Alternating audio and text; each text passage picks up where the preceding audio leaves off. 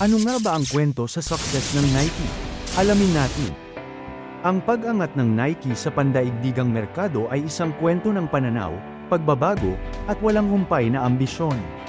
Noong 1964, sinimula ni Bill Bowerman, isang track coach sa University of Oregon, at Phil Knight, ang kanyang dating estudyante, ang kanilang kumpanya, na unang pinangalan ng Blue Ribbon Sports, na may pananaw na lumikha ng isang mas mahusay na running shoe.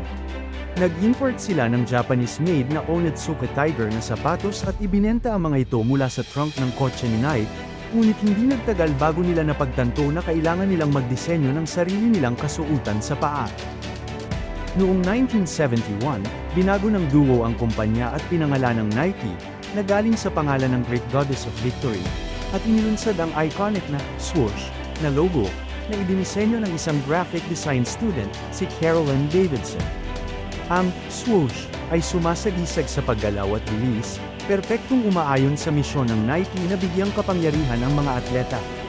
Ang kanilang malaking break ay dumating sa paglabas ng Nike Cortez na running shoe na naging instant hit, lalo na pagkatapos na itampok sa 1972 Olympics. Noong 1980s, binago ng Nike ang marketing sa pamamagitan ng pag-sign up ng mga high-profile na atleta. Ang pinakakilala ay si Michael Jordan noong 1984. Ang paglulunsad ng linya ng Air Jordan noong 1985 ay nagpabago ng tuluyan sa relasyon sa pagitan ng mga atleta at mga brands. Ang tagumpay ng Nike ay hindi lamang sa pagbebenta ng sapatos, ito ay tungkol sa paglikha ng isang pandaigdigang kilusan, na higit pa sa sport sa kultura, fashion, at inspirasyon. Mula sa mapagpakumbabang pagsisimula ni Bowerman hanggang sa pandaigdigang powerhouse na ito ngayon, ang paglalakbay ng Nike ay nagpapakita ng kapangyarihan ng pagtitiyaga, pagkamalikhain, at paniniwala na sinuman, na may tamang mindset, ay makakaya. Ika nga sa tagline ng Nike, "Just do it."